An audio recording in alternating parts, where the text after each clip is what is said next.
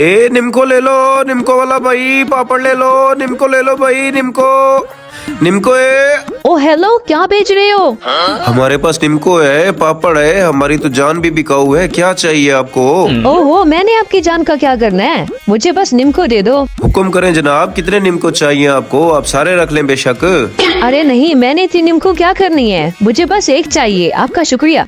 अरे एक निम्को से क्या होता है, आप ये लें, 3-4 निम्को रख लें।